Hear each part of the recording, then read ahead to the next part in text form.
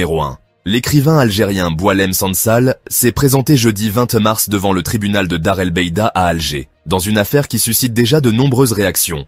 Accusé de détention de fichiers et de vidéos portant atteinte à l'ordre public et à la sécurité nationale, il a reconnu certains faits tout en cherchant à les justifier.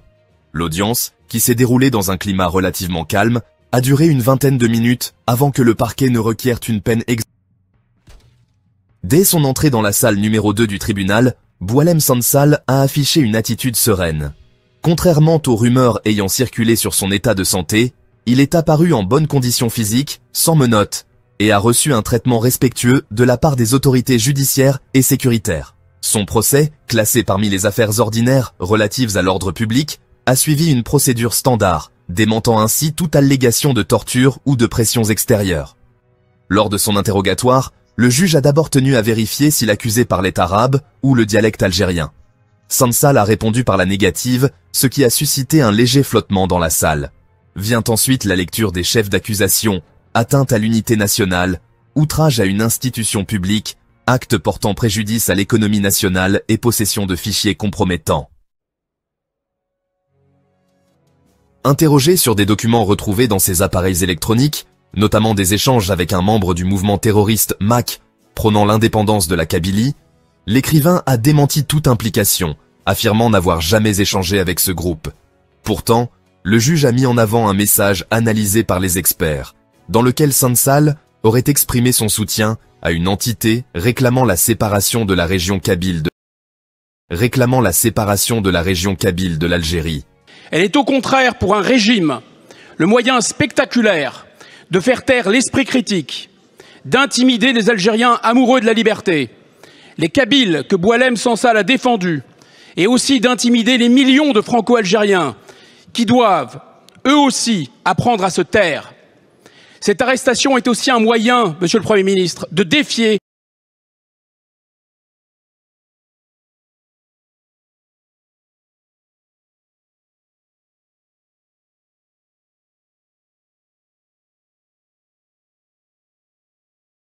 Un autre volet de l'affaire concerne des échanges entre Boualem Sansal et des diplomates français.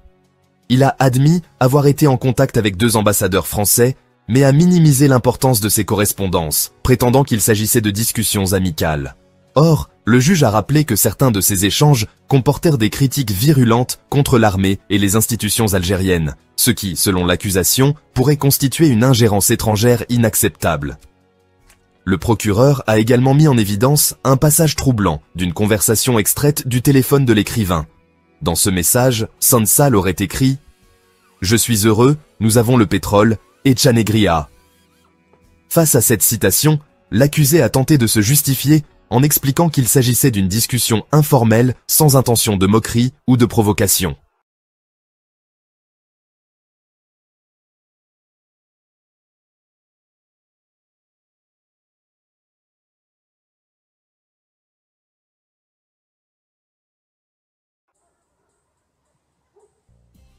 Un autre élément clé du dossier repose sur la découverte de fichiers sensibles stockés sur une clé USB appartenant à Boualem Sansal.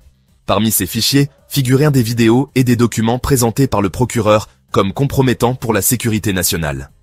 Face à cette découverte, l'écrivain a invoqué la liberté d'expression, affirmant que ces contenus servaient uniquement de matériaux de recherche pour ses écrits.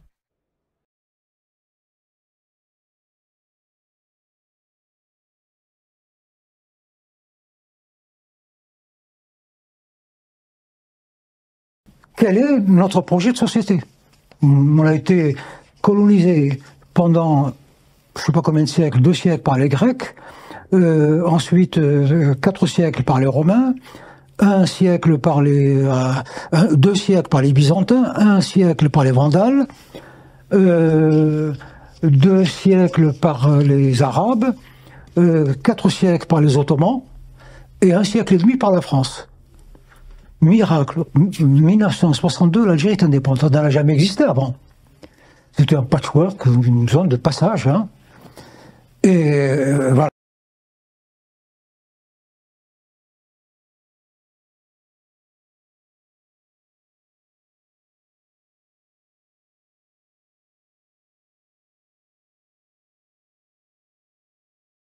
Boualem Sansal, dans La Tourmente, après la diffusion d'une vidéo jusqu'ici secrète, de l'écrivain lors d'une rencontre en Israël en 2012, où il avoue avoir rencontré secrètement des proches de Netanyahou quand il était haut fonctionnaire en 1997 pour un rapprochement entre l'Algérie et Israël. Les Israéliens m'ont approché et ils m'ont dit on voudrait rencontrer le ministre de l'Industrie. Et Netanyahou, à l'époque était chef du gouvernement, voudrait rencontrer ton ministre. Et donc alors, secrètement, j'ai rencontré Dan Mérigord.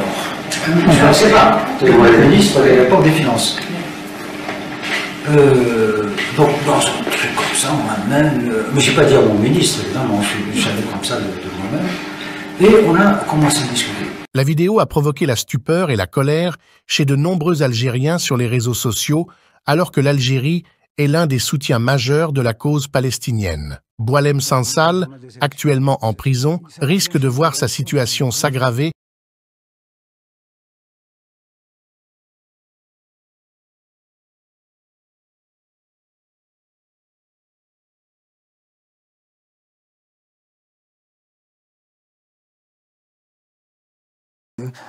Les dirigeants français ont été sages en disant le pays existe, on peut pas.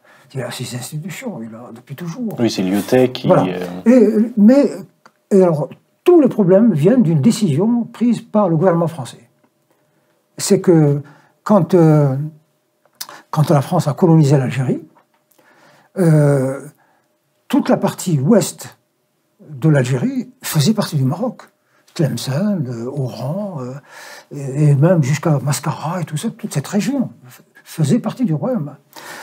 Bon, la France s'installe, colonise l'Algérie, elle s'installe également au Maroc comme protectorat, et elle a décidé, comme ça, arbitrairement, de rattacher tout l'ouest de l'Algérie, du Maroc, enfin, tout ce qui est l'est du Maroc, elle a pris. Elle a tracé une frontière comme ça.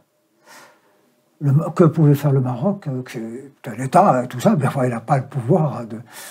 À cette époque-là, la France était une grande puissance militaire. Et là, il ne pouvait pas faire autrement. Lorsque les Algériens, en 1954 et même un peu avant, commençaient à militer pour l'indépendance et tout ça, quand la guerre de libération a démarré donc en novembre 1954, les activistes algériens ont pris contact avec le roi du Maroc pour les héberger, les aider diplomatiquement, financièrement, et puis leur permettre de créer des bases militaires où on s'entraîne. Il leur a dit, OK, mais à une condition, moi je vous aide sur tous les plans, mais à l'indépendance, vous me restituez nos territoires qui ont été pris par la France. Et les Algériens ont dit, OK. L'indépendance arrive. Entre-temps, l'Algérie est devenue pays communiste, derrière il y a Moscou, et les Russes ils ont dit, bon, c'est tout, nous on est prêts à vous aider. Le Maroc s'est rallié à la France et aux Américains, c'est un pro-américain, c'est votre ennemi. Et donc du coup, nous sommes en 1962, au moment d'indépendance. Que fait le Maroc? Son armée rentre en Algérie pour reprendre ses territoires. Et donc il y a eu guerre. Pendant une année, des batailles incroyable. Enfin, c'est Gaza avec Israël. On se bombardait. Et puis finalement, la raison a fini par l'emporter. Les médiations internationales ont fait que, bon, allez, on a retracé un peu les choses. Et puis, mais avec toujours cette méfiance, puis cette haine, ils nous avaient promis. Ils nous ont promis qu'à l'indépendance, ils nous restitueraient les terres que la France nous avait volées. Et là, ils nous ont menti. Et le régime algérien est un régime militaire. Qu'est-ce qu'ils ont fait? Ils ont inventé le Polisario pour déstabiliser le Maroc. Et puis parce que l'Algérie voulait un système communiste. Et puis elle ne voulait surtout pas que les Algériens disent peut-être que si on faisait comme le Maroc, ce serait mieux. Ils sont plus libres, il y a le tourisme, il y a...